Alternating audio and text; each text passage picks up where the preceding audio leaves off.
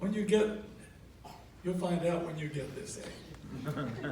If you don't have something to go by, you're just liable to go anywhere. But long about the year, I think, it was around 1972. There was a very young family along with our family. We lived over by Lackland Air Base, and a new family moved in up the street. And the first thing you know, we met them right here. Turned out they were from First UPC, just like we were. Now, in those years, I had hair. It was black. I noticed Sister Medlin's hair still is. But we became instant friends, and we remained that through the years, though in recent years we haven't seen near so much as we did in the early years. But they had 4 children, and we had 4 children. I think John was at that time, about 8 years old. And the 2 girls were older than the younger boys came along. And we did a lot of things together. We were at their table many times, mostly playing dominoes. And Jack liked dominoes, not much else. And the kind of game we played was just the old-fashioned dominoes. And I noticed that Jack had a way of winning. And we'd have coffee, some of Sister Medlin's cake, and every once in a while maybe some of my wife's cakes. It might have been, in those days, it probably was, what was that kind of cake? Carrot cake. And I think they were trying to make our vision better. They never did fix my vision. But we ate lots of carrot cake, and they made a lot of carrot cakes. They made a lot of all kinds of things. And a lot of it we sold right here in the sales in the church. And I'm going to try to talk about a few things that, if you noticed in those slides, there were a lot of cars. Would Jack like cars? Well, it just so happened, so did I. And every time we'd get a new car, I'd have to go down and show Jack what we'd bought. We'd always see all the new cars that he bought. And he did like cars. So a lot of times, a lot of years, we'd go to the new car show downtown, and every once in a while, we'd go to the RV place. I'm sorry my hand's shaking, but that's what happens when you get in this neck of the woods. You'll find out your hands will shake too, or your head may shake, or your head may nod, and you may fall asleep in church. Sorry about that, Brother Jackson, but that's just how it is when you get down this territory. But Jack liked cars, and so did we. And he had bought this beautiful white Oldsmobile from what had been our neighbor, Mrs. Porter. It was a 77 Olds, I think it was a Cutlass with a red top. That car was immaculate. Mrs. Porter always kept a good car.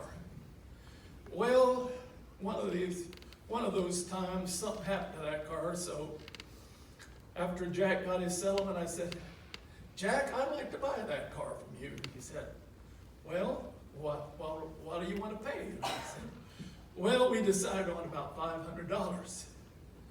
And that white Oldsmobile Cutlass, beautiful car, became Daniel's car. But Daniel said, Dad, you want me to drive that car? Yeah. He said, but Dad, it's scratched all the way down from front to back, bumper to bumper. Well, what had happened, Jack had it parked in the mall parking lot, and somebody had a truck running in the lot. That truck took off, hit that white Oldsmobile. It scratched it from the back bumper all the way to the hood, all the way across the doors. You could get the doors open. Danny said, Dad, how am I supposed to drive that? Everybody going to look at it and see that it's scraped up on one side. I said, well, Dad, I'll tell you what you do. When you're riding on the interstate or on Highway 90, get on the inside lane and nobody will be able to tell that it got scratched. Well, it had wonderful Michelin tires. It beautiful, rode beautiful. Everything was wonderful except that one big scratch. Well, about a year later, Danny decided to sell that car, and he sold it to a young man in this church. Mark Morales. And Mark didn't seem to mind that car was scratched from one end to the other. And, well, we live right down the street near Lackland Air Base, and Dunkin' Donuts was right there. So guess where you'd find me and Jack oftentimes on a Saturday morning? Dunkin' Donuts with our coffee and a good old Dunkin' Donut. Or two, or three, or whoever. We didn't count them in those days. Now, I mentioned about the car, about that car, but Jack never did get too much in a hurry when he was driving a car.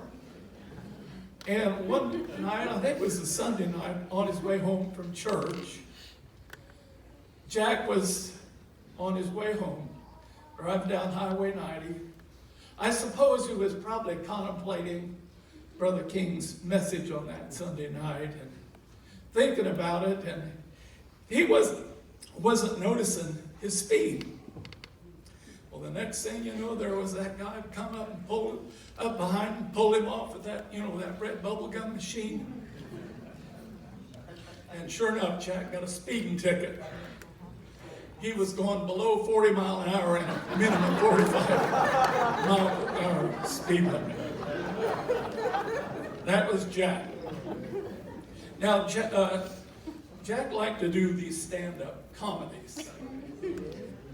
A lot of times we'd have a special event, and my wife and sister Medlin would be cooking in the back, and after we got through, Jack would stand up with this stand-up comedy.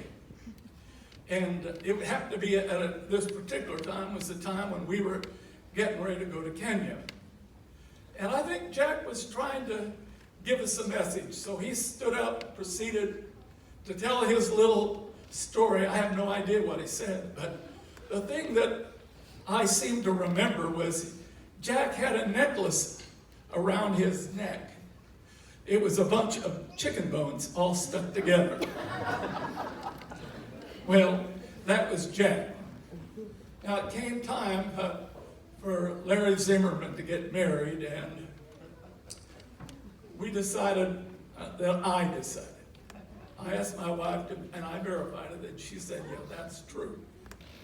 So this is a verified story. But when Larry was at his bachelor party, I decided to make him a special cake. So I went down and I bought some 2-inch foam rubber and cut out 2-inch round, 2 layers, iced them up real nice, put it on a plate, brought it here in the back, and I told Larry to cut it. So he started trying to cut it. Well, he kept a sawing, and he couldn't figure out why he wasn't getting anywhere. Finally, he decided that he had a foam rubber cake, and that was my trick on Jack. Well, Jack, a few years ago, about 3 years ago, he decided that he made that cake. I figure what really happened was that Jack was just having a senior moment. Now, one of the things that Jack did do was he drove a church bus. He did it for several years. He was very faithful, and they would go along on Sunday mornings picking up kids for Sunday school, and my wife said one time they were riding along.